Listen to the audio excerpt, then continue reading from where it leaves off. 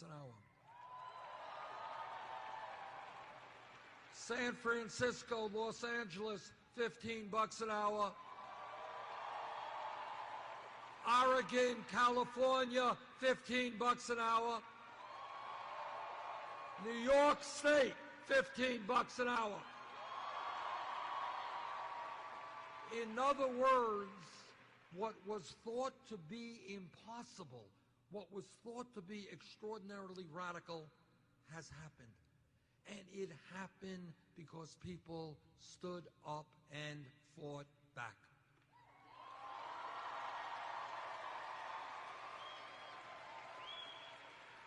And I believe that today we are at a moment in history when all across this country, millions of people are looking at the status quo in this country.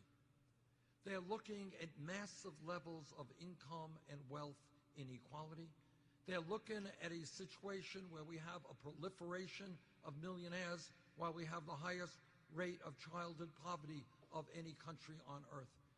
They're looking at families where people are working 2 or 3 jobs in order to survive. They're looking at a country which is the only major country not to guarantee health care at all or to have paid family and medical leave. They're looking at a country where our young people are leaving school deeply in debt while others can't even afford to get a higher education.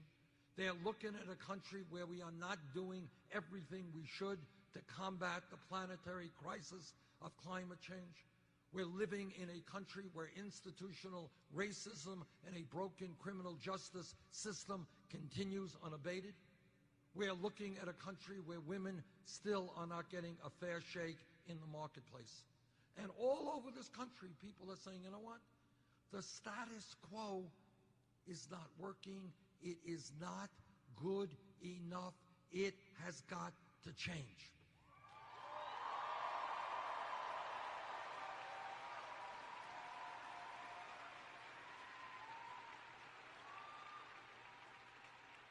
And we can do it. We can do it.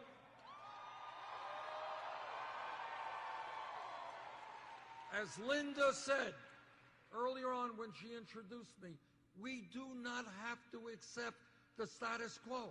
We can change it. And that is where we are right now. But the only way we change it is when millions of people come together. When we do not allow the Donald Trumps of the world to divide us up. When we stand together.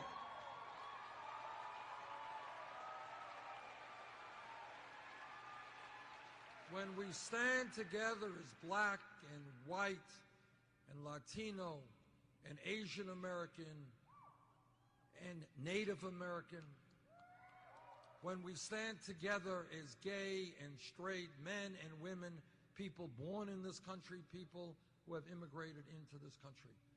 And at the end of the day, these guys may have unlimited sums of money. They may control the media. They may control the economy. They may control the political system. But when millions of people stand up together, united, and demand change, we will not be stopped.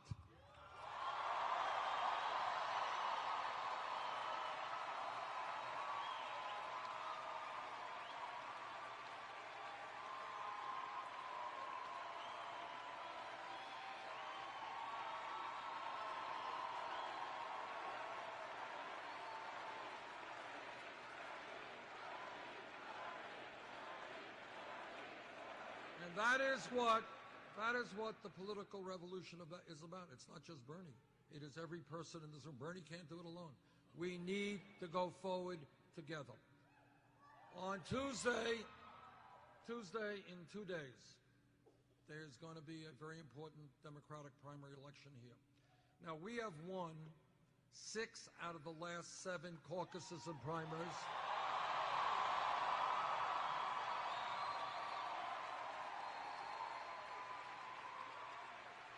We have won those primaries and caucuses by landslide victories. According to a recent CNN poll, we are 20 points nationally ahead of Donald Trump.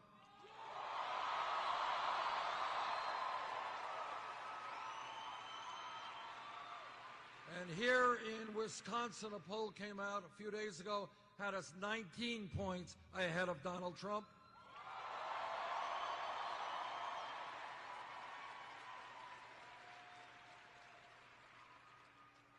Now, Donald Trump will not become president, let me assure you of that.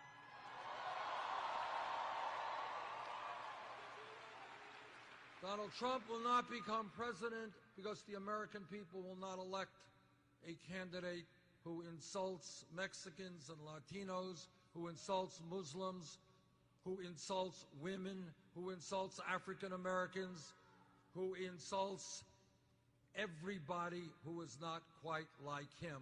And fortunately, most of us are not quite like him.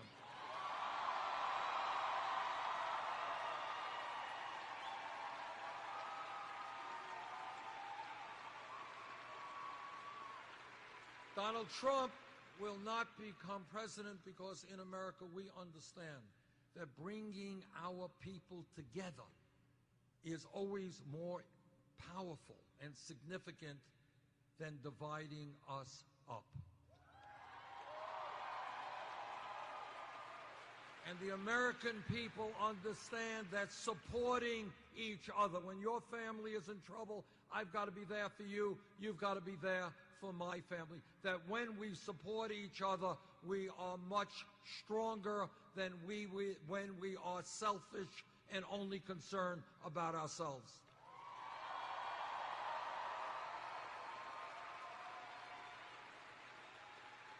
And most importantly, Donald Trump will not become president because the American people understand what every major religion on earth has taught us, whether it is Christianity, Judaism, Islam, Buddhism, whatever the religion may be. And that is, at the end of the day, love trumps hatred.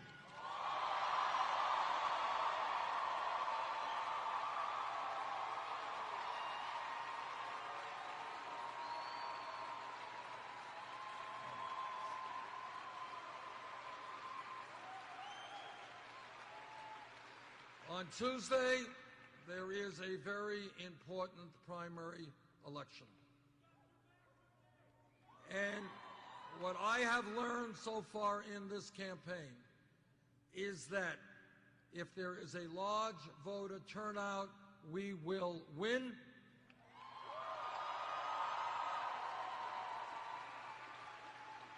If there is a low voter turnout, we will likely lose.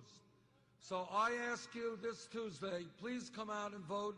Bring your friends, your aunts, your uncles, your co-workers. Let us have the largest voter turnout on a primary day in Wisconsin history. Thank you all very much.